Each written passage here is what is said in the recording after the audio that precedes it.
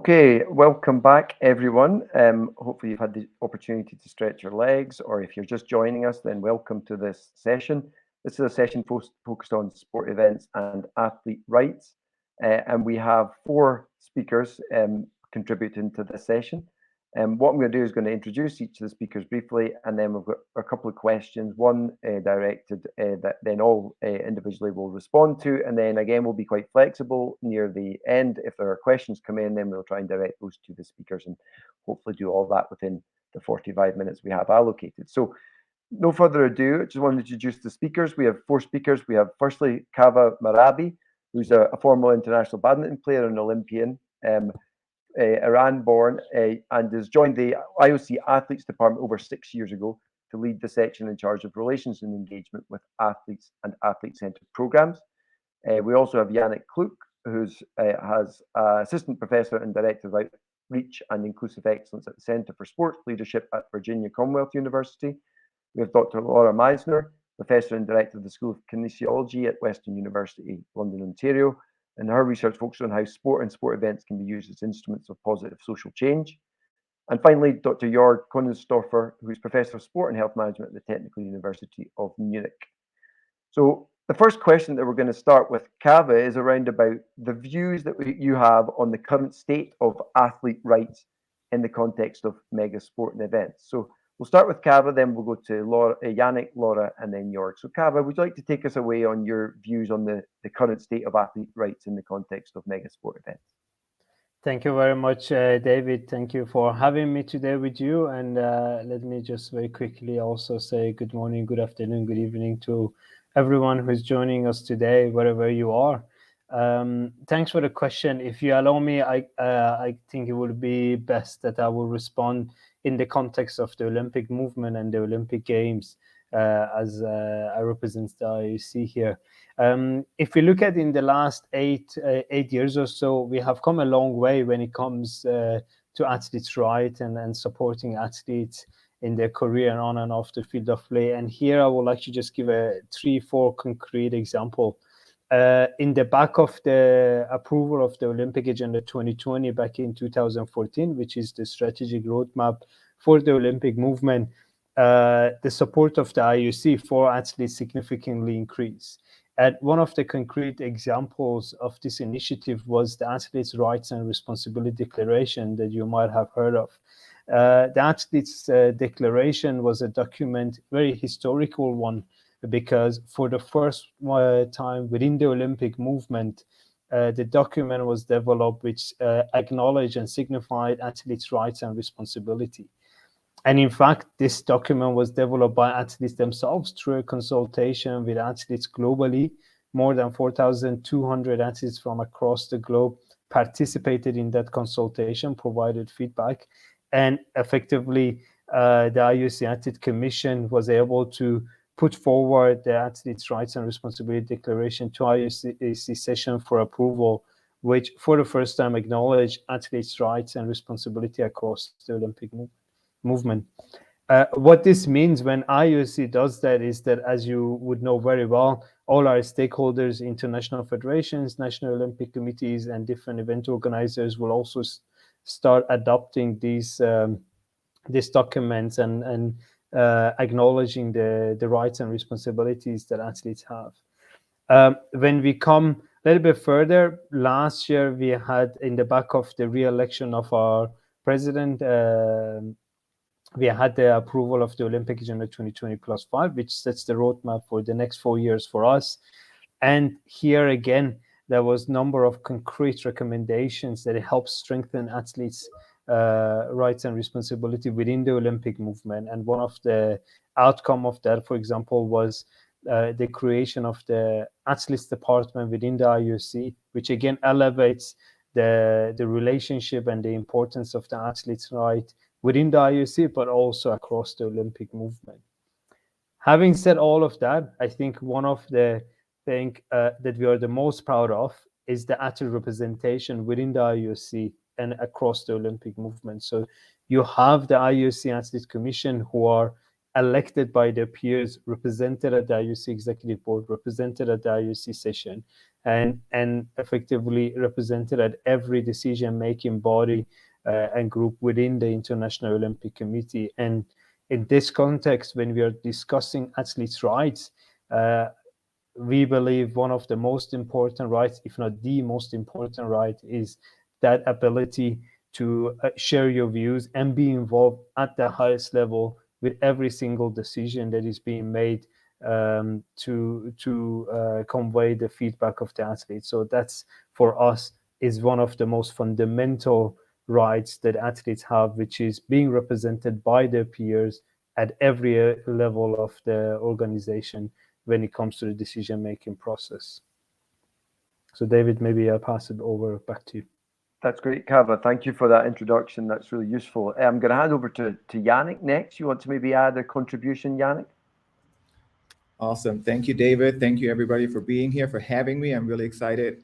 I want to start kind of by giving a little bit of background of how I come to this topic. So my work focuses mostly on freedom of expression as a fundamental human right in sport and beyond, really. And I focus on that because it's such an important enabling right?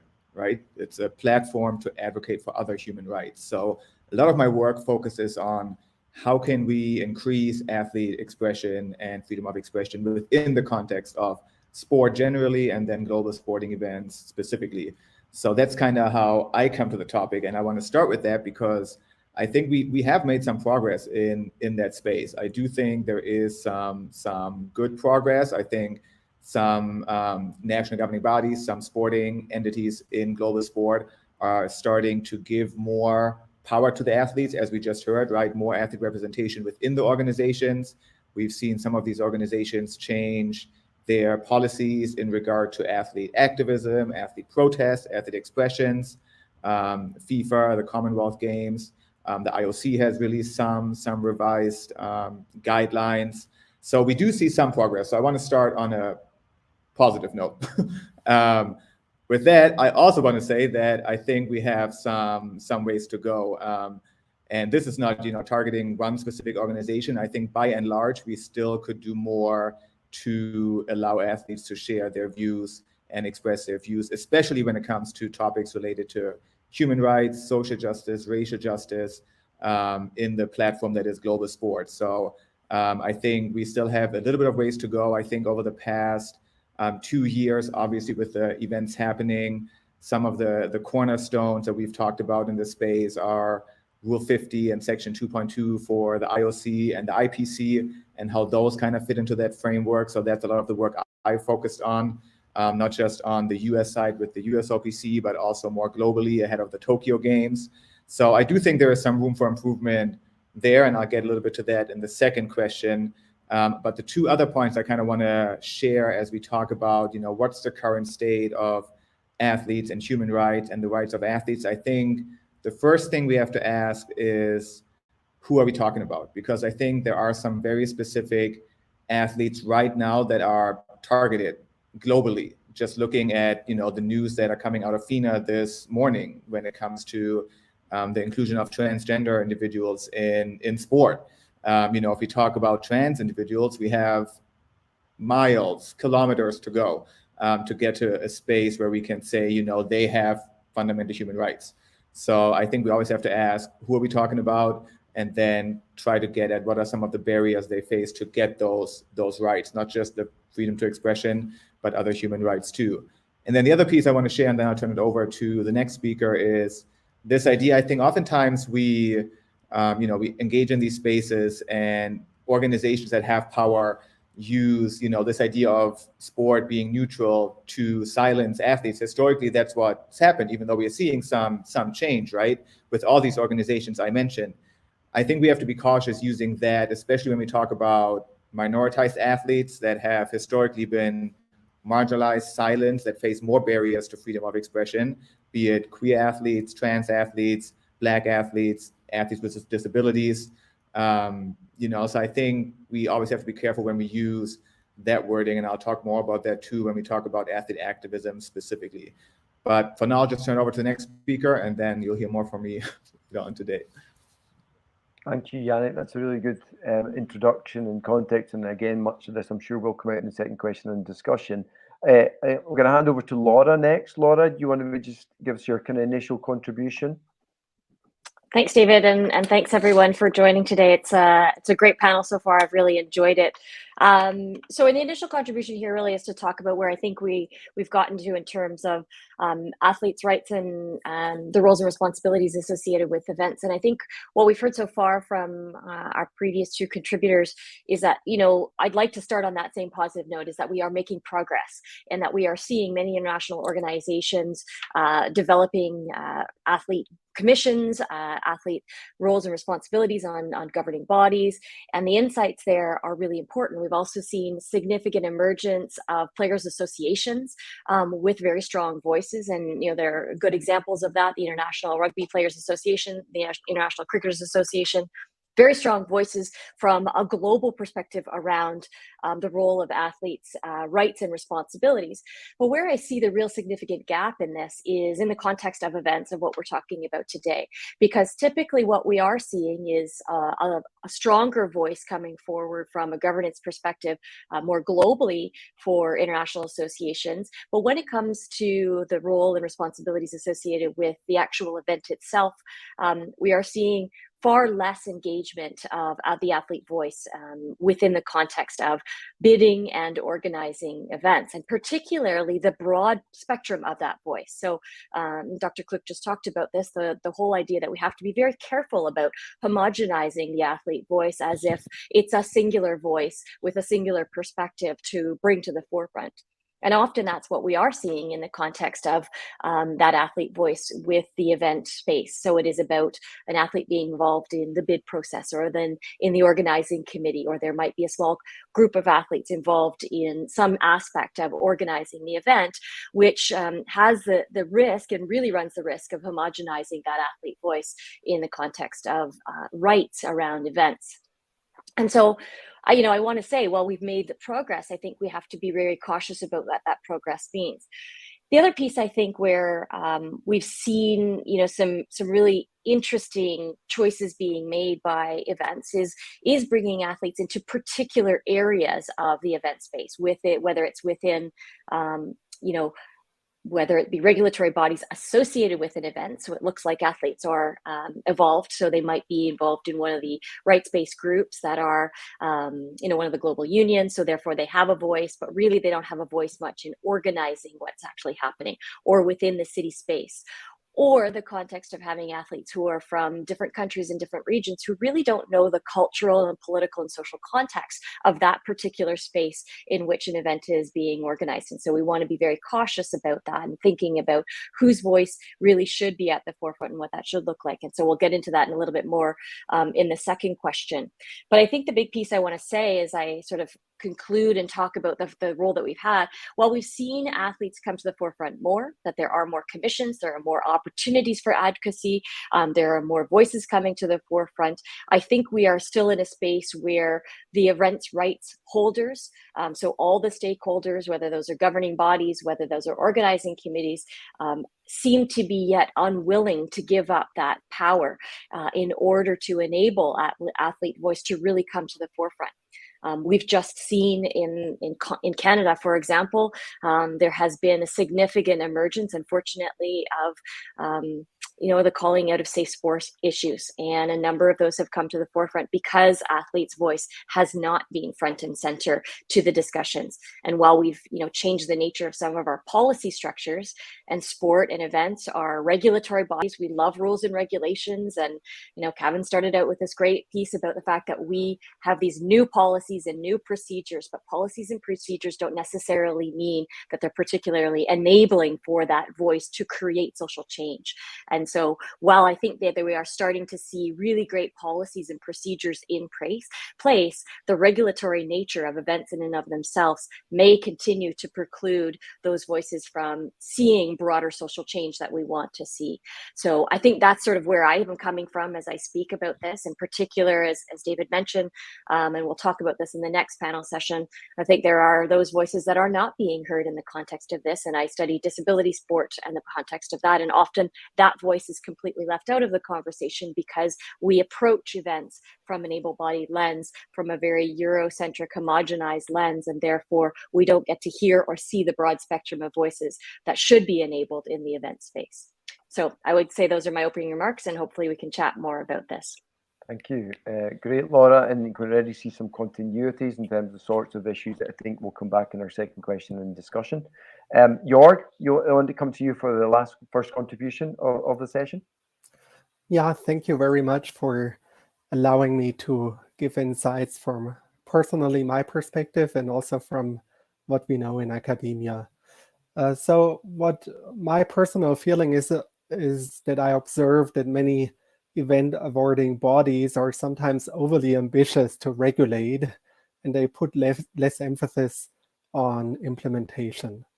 And often, if you regulate a lot, this is associated with the perceived limitation of freedom, right? So you think, okay, I should do this and that, and that's the norm. And I mean, most of these issues are regulated in the civil rights. So what's the purpose of having so many event regulations? And what you see among some athletes is what we observe in our children, right? We want to particularly do that what is forbidden. And some are scared. They are afraid to raise their voice, and they remain silent even though they would have wanted to say something. And in my opening statement, I want to put emphasis on the athletes themselves and what activism means to them. So on the one hand, the athletes who do engage in activism often risk some aspects of their career. Yeah, sometimes we see these athletes are booed by the audience, or the audience in social media expresses the disagreement with the activism. And then it's difficult for athletes to cope with such feedback, which is often anonymous, so you don't get in contact with this person that criticizes you. And secondly, scholarships and sponsorships might be more difficult to get if you raise your voice, because you don't know who's supportive of that and who isn't. And lastly, we also see the effects on the coach level. So the coaches might think, okay, if there's an athlete activist, this person is not involved in sport performance and the increase of such per se, and the capacity for success might be lower. But that's something that, yeah, shows that there's some negativity bias, some implicit bias may be involved on various levels, right? The coaches, maybe the sponsors, the scholarship givers, etc. On the other hand, we know that if athletes engage in activism, they can help make a change. Why is that? Because the young children, even the adults, they follow these athletes and they are role models to a lot of people. And for the athlete themselves, if they engage in activism, they have positive emotions, right? They feel like they do something to accomplish something in their life. They have a meaning, and it increases their quality of life. So in the end, if it's positive to them, and if we know, okay, the athletes feel resilient to cope with opposing views and the related consequences, my recommendation to event organizers is to be less restrictive and allow athletes for more expression of their opinions.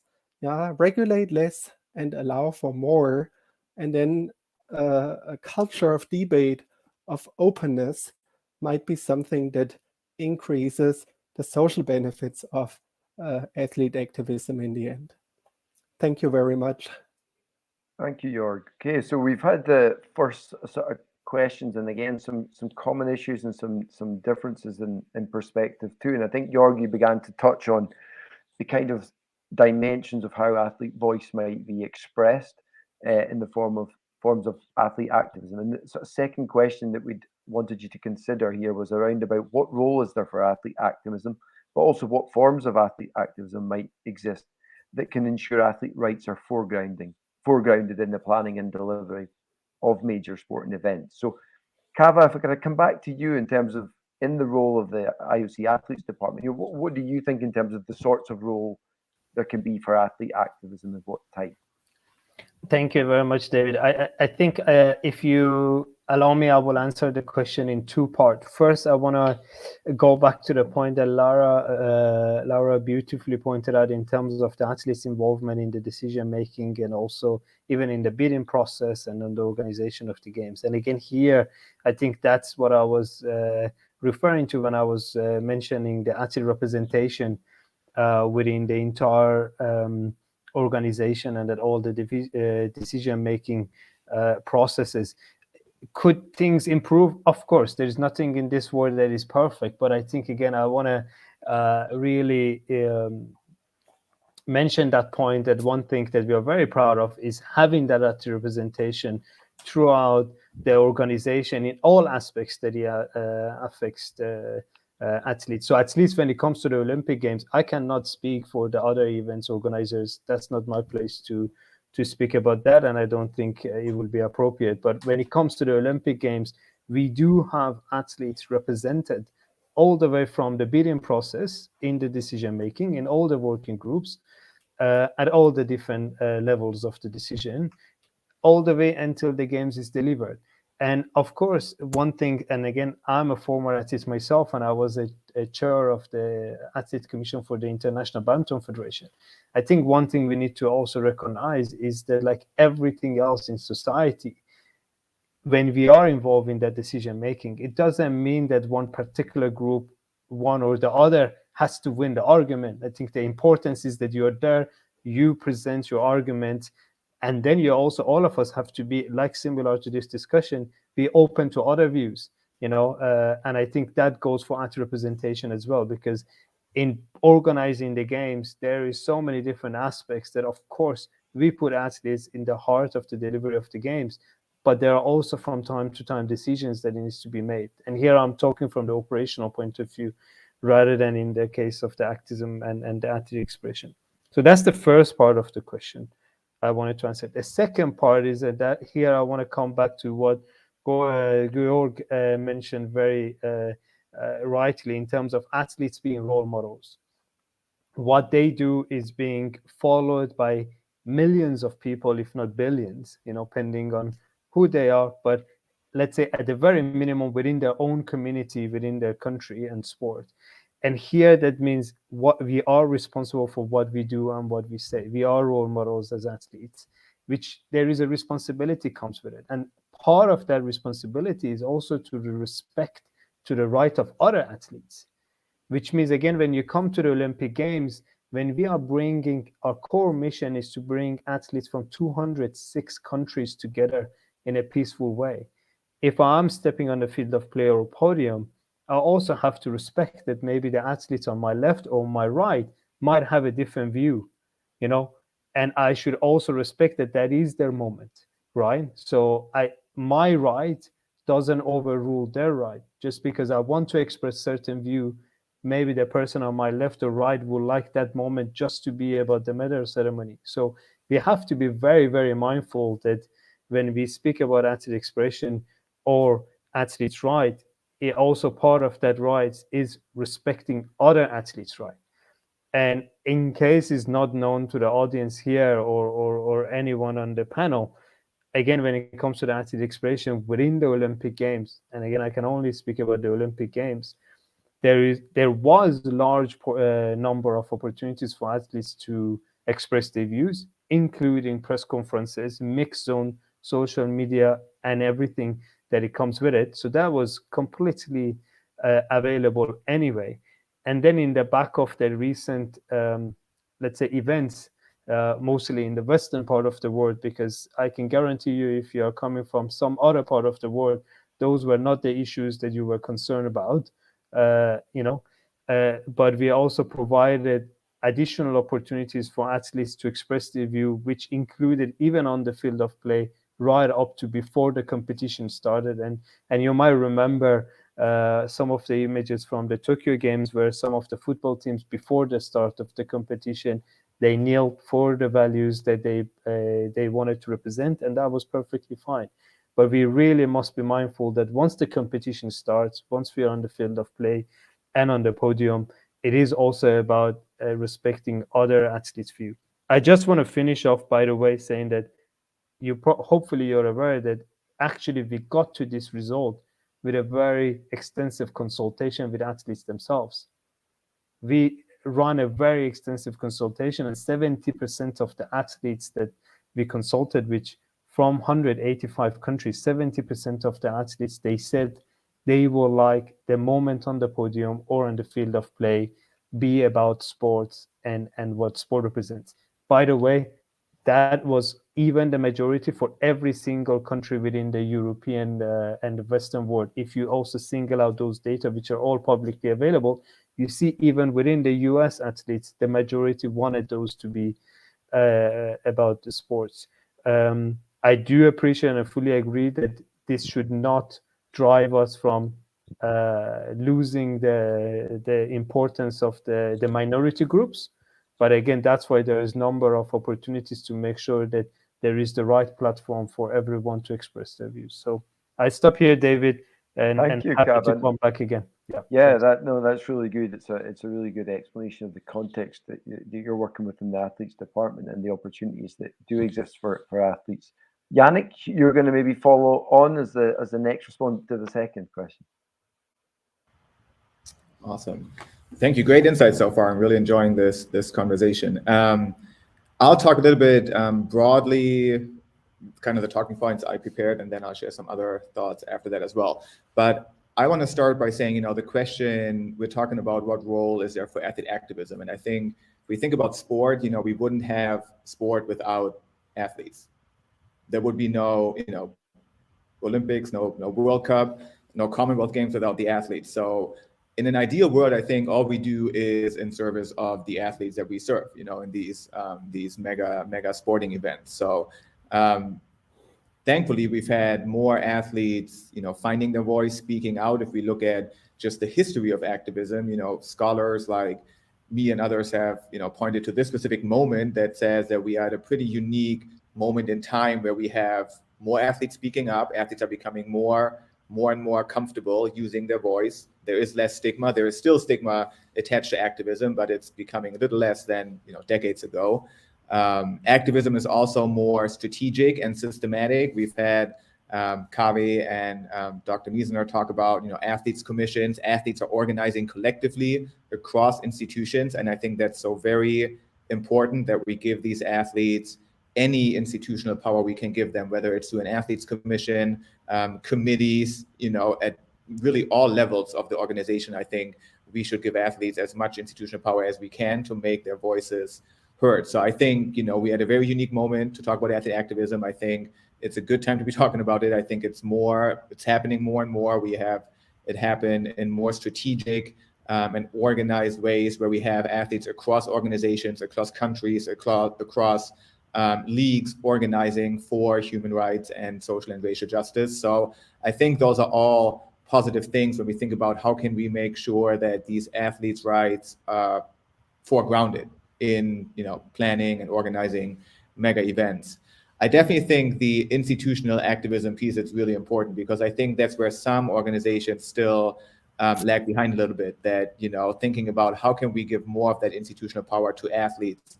And again, I want to give a shout out to some of the organizations that are here today that have done that have given more power, but I still think there could be more power given to these athletes. And I appreciate Kaveh, you pointing out some of the really complexities at play when we talk about these issues of we have to respect other athletes' experience and opinions.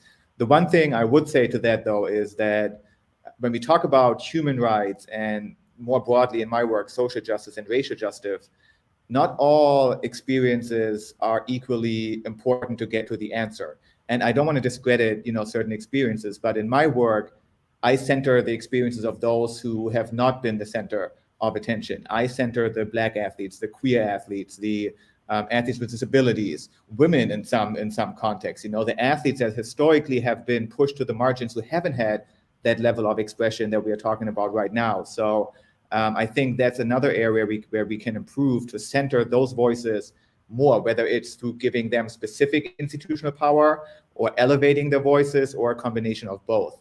And then the last thing I'll say, one of the things, so my work focuses primarily on the US context. I was part of the Team USA Council on Racial and Social Justice that has led to pretty historic changes on the US side when it comes to athlete protests, because the USOPC followed one of our recommendations saying they're not going to punish athletes protesting for racial and social justice and human rights. And that was largely because the whole initiative was athlete driven. And that was a really good example of putting athletes, especially those from minoritized backgrounds, like Black athletes, queer athletes, at the forefront and letting them lead the dialogue. That's what led to that historic change on the US side. So I think we need to do more of that in a global context. I lied, one more point. The last thing I will say is that as we talk about, who can speak up, who can be using their voice, I think we also have to keep in mind that the very idea of athletes speaking up, that's a privilege. For some athletes, that is not an option. If you are a queer athlete, for example, competing in Russia, where there's very strict anti-LGBTQ laws, your very existence in that space is so heavily politicized that you don't have a choice of, not speaking up. Anything you say will be politicized. So I think that's another thing we have to keep in mind as we think about how can we change some of those structures to empower athletes, especially those from minoritized communities. Thank you very much, Yannick, and I will let you off with the additional points that you made. That was really good, well worth us hearing. Laura, you want maybe to add to some of those points that Yannick's just made? Right. Well, I was going to say Yannick's already said quite a few things that I was going to talk about, particularly that, we talk about this paradox, and Mueller's written something recently that talks about the mega events paradox, and it often pits these different ideas against one another. And one of those ideas is the notion of the compliance paradox, the notion that there are significant rules and regulations around an event that are often pitted against some of the standards ideas that we have about rights and responsibilities. And so what we're not really thinking as much about is that who has access to those rights and responsibilities to have that voice, right? So that significant piece around the power imbalance for those who can speak up and can have a voice and feel confident and safe and protected to speak up is quite different than those who are typically marginalized. So when we forefront those voices who already have significant power within the context of their political activism, their social activism, their ideas around social justice, that doesn't necessarily advocate for those whose voice has been left out of that space. And so it's not surprising. And when we ask, we always talk about this in the quantitative context. If we ask the majority of athletes what they would like, we're going to get a large majority of them saying they want a particular thing. You're right. Many of those have a very privileged perspective on things, come from a very safe space. But those who don't come from a safe space, those who don't have that same level of power, that's the voice that we really need to be listening to, and finding ways to listen to that advocate for those rights differently.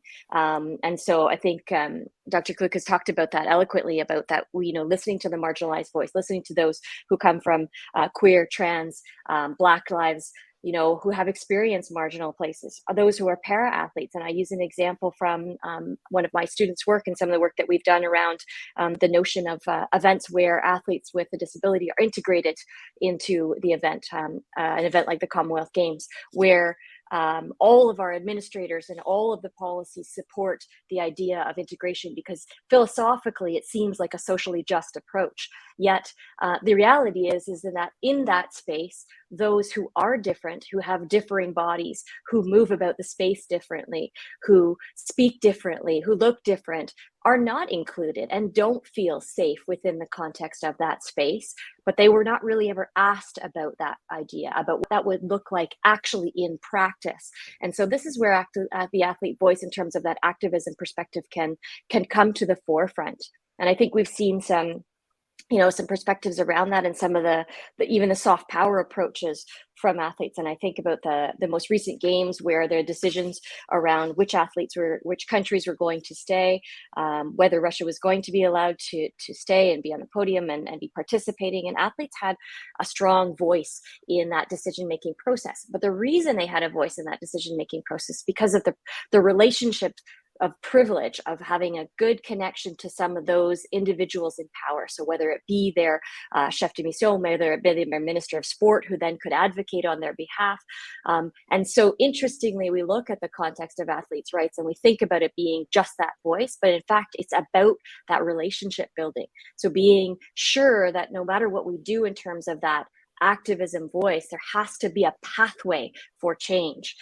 Otherwise, it is a voice that's falling on, it's falling unheard, and we don't really make change in the context of what we'd like to see happening. So again, that goes back to those who already have power. And so we have to think about ways in which we can lift each other up, lift one another up in terms of the opportunities for creating a safe space for that activism and that voice. Because often, as we've seen and we've heard examples already, that when athletes have spoken out, there have been sanctions, and it's nice to say that there isn't any formal sanctions, and we've seen that in the context of what the USOP has said, but sometimes those sanctions aren't necessarily in the context of formal sanctions. They come in other ways because people don't feel that they're safe, or that they have the right to be speaking out in this way. So we really need to think better about, if we want athletes' voice, and we want those from typically marginalized backgrounds having a voice, we need to think about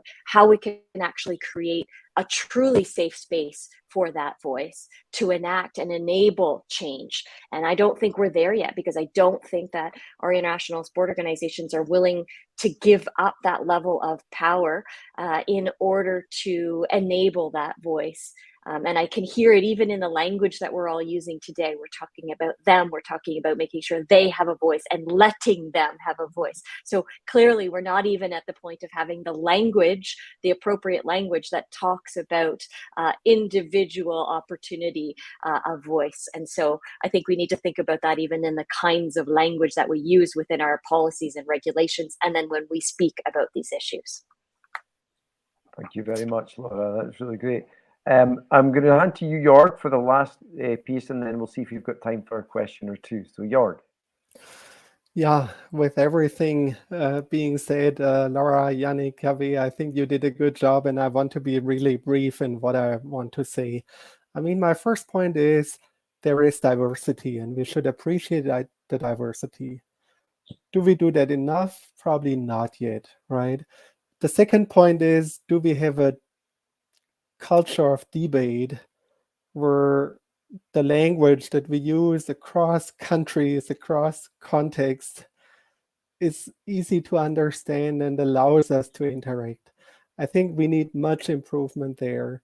And I think the third point, I don't have an answer, but Laura, I agree, we need to have a physical space, maybe at the host venue, right? We need to have a virtual space that is safeguarded by some institution, and you need to follow up if things go bad, and we want to encourage athlete activism, even maybe if we oppose, right? Because we want to let everyone speak out what they feel needs to be improved. But how does this space look like? I mean, like Sylvia Schenk, she said it must be the civil rights, right? I mean, I don't see that space uniquely created for events right now. So I'm curious to see what you think, how such an environment looks like. I also refer to a lot of politics here to create such a space, but I'm curious to learn more about this, how we can create such a space. Thanks so much for the inspiration from everyone. And yeah, that's the points I wanted to make. Thank you very much. Thank you, Joerg. Kaveh, I think you wanted just to come back in. No, thank you very much, David. Very, very appreciate the opportunity. I think I would like to come back to the point of Laura, and I would really appreciate in the context of one country, if you're talking about the views of the majority athletes, maybe that, or majority of society, actually, I should say, maybe that's the group of people that they already, let's say, quote unquote, have the power, or they are basically have been in positions to overrule, let's say, some of the rights of the minority groups. But here I want to very importantly point out that actually when we are talking about the global context, we also have to consider the views of all, if we are talking about truly considering and respecting the views of everyone, that means we also have to consider the views of people from Africa, Asia, South America. And I wouldn't consider, Laura, those regions in the world necessarily privileged or people who have been dominating the global stage. But when you have them coming and saying that when we come to the sports competition, we would like it to be about sports, I think is a very important reminder for us to remember what is the mission of the sport. And I don't think if an athlete from Africa sits on the podium and would like that particular moments to be about sport, I don't know he or she has been overruling the global stage and has been the more in power and putting minority groups in some other society under pressure. So I think it's very important that we consider that aspects globally, and also consider that there are people that in the world that they might have different views, and we should also not impose the Western views on them. So it really goes both ways. At least that's how we try to look at it. Thank you, Kaveh. That's been a really fascinating discussion. A question that's just come in, which from Mahfoud, which I'll maybe just give one person maybe a chance to just respond to quickly, given that we are moving into the next panel in a second. But he asks, are athletes equipped or trained to speak about human rights in sport for themselves or on behalf of other athletes? I.e., are they supported? Do they have the right expertise and training to actually do that without maybe being unsafe or potentially problematic for them? Who would like to maybe provide us with a response to that?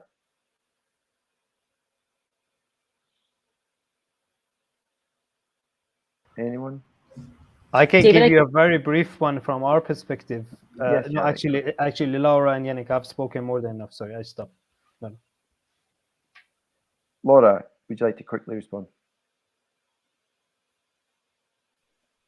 Sorry, I was turned off there. I was just going to say, I think that that's a very difficult question because as Kaveh just spoke about, the fact that the context is quite different in different places around the world about having the appropriate tools and resources, the understanding of what that cultural context of human rights looks like. Certainly, you know, I could speak from a very North American perspective where athletes do have that training and that opportunity and the language to speak appropriately about it, but that doesn't necessarily mean that's universal. There's no such thing as this concept of universal understanding of most of these domains. So I would say it's very context specific. And Mahfoud, that's a great question. I'd love to hear it from your context and understanding if that's something that athletes have or feel confident, comfortable, and safe from their own perspective to speak about these issues.